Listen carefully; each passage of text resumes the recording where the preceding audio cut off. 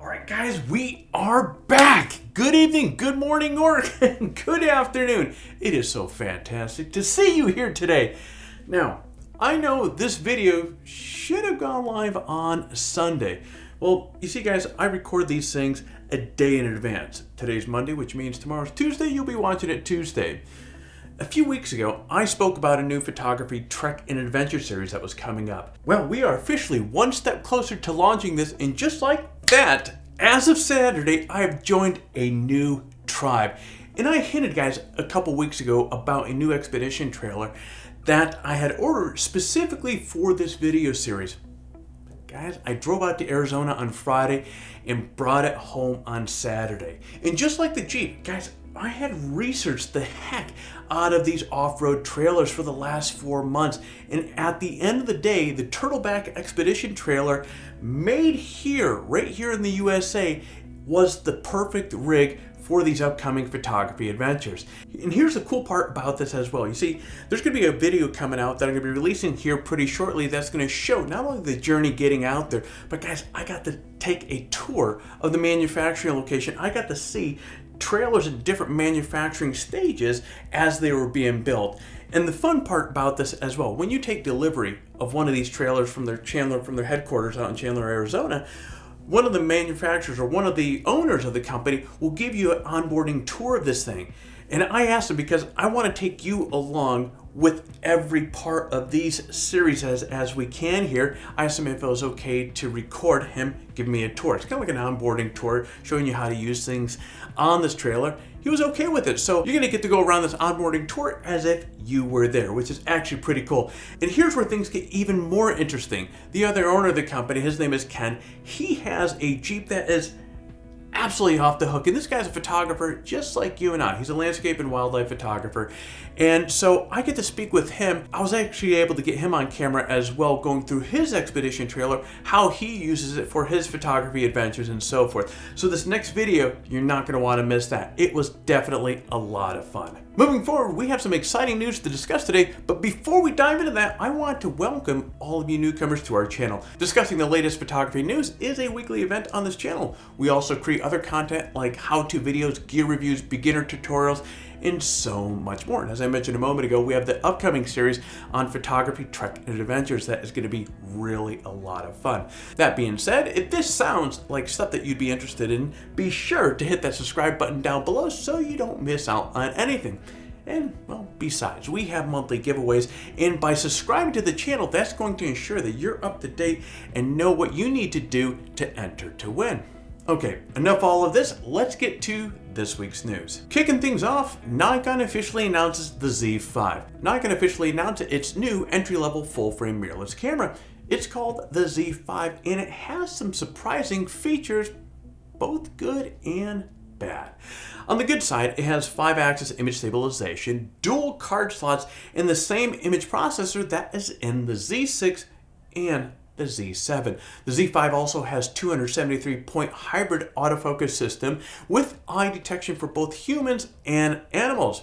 Now, other nice features include 3.69 million dot OLED EVF, a tilting touchscreen, LCD, and weather sealing.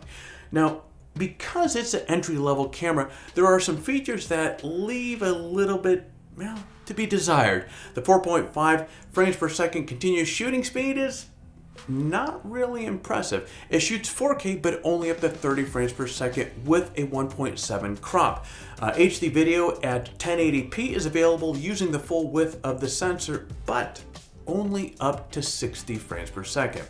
Now, there are definitely some high points and some low points with this camera, but that's to be expected since this is really positioned at the lowest entry in Nikon's full-frame mirrorless lineup.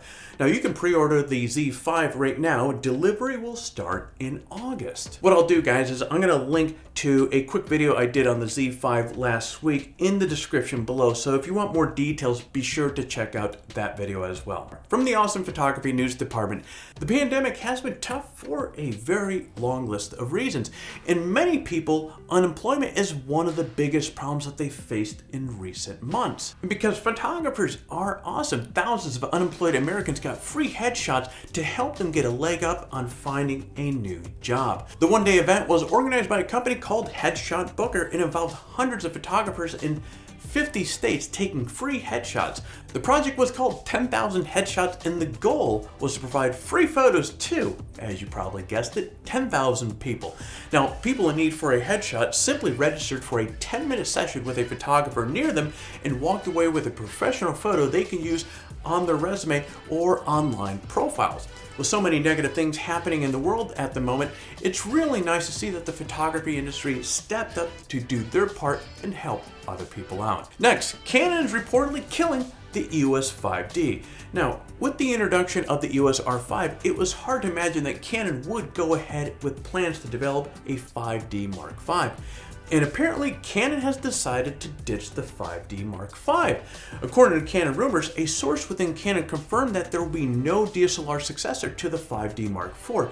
Instead, it seems though that Canon is focused on the R line of mirrorless cameras. Now the source notes that Canon might work on a 5D DSLR at some point, but that remains to be seen. Now, as we all know, the 5D line DSLR cameras is an enormously popular camera. So if Canon ditches it, it's gonna be a huge risk. But I think we all can agree that mirrorless is the future. And with the EOS R5, Canon has catapulted themselves to the forefront of mirrorless development.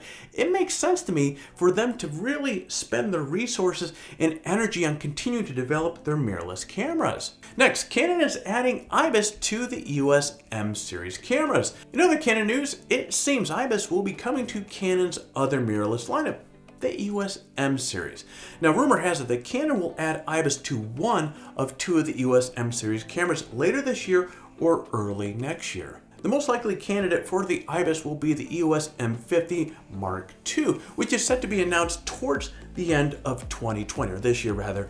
IBIS would likely be added to their top tier EOS M camera, potentially sometime in 2021. It's easy to forget that Canon has a mirrorless lineup before the EOS R series was even started. While the EOS M cameras can't compete with the EOS R cameras, they do have a ton to offer and they're a lot of fun to shoot with. I have the EOS M6 Mark II that, well, I use right here as my B-roll camera, and it's a fun little camera to use. Even with so much focus on the EOS R cameras, Canon has expressed a long-term commitment to the EOS M lineup, and that's a good thing if you ask me. Next, we have AP photographers will now use Sony cameras. In a major score for Sony, the Associated Press has agreed to an exclusive partnership to only use Sony cameras. In this announcement, the AP noted that the benefits of all the photographers and videographers using one brand of camera, this includes the ability to be able to use silent shutter, better quality video, photos, and the ability to share a kit with other AP photographers,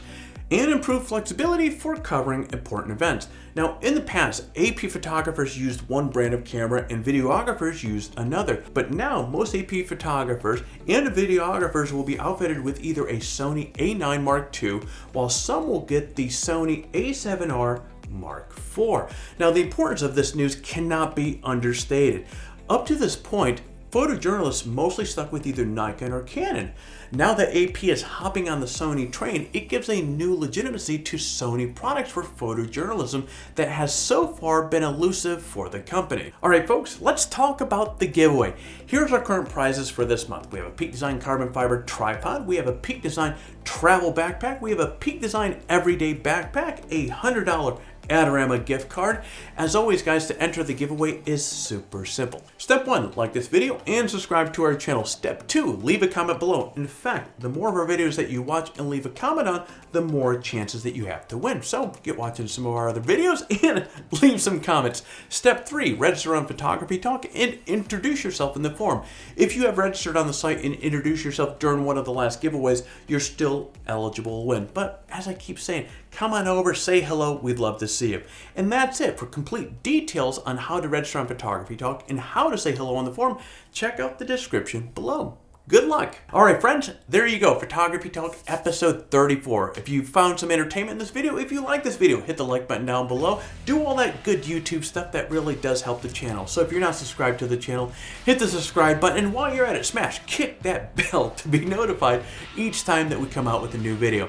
All right, my friends, I'm going to be jumping off here. You get out there, stay healthy, and create your best shot.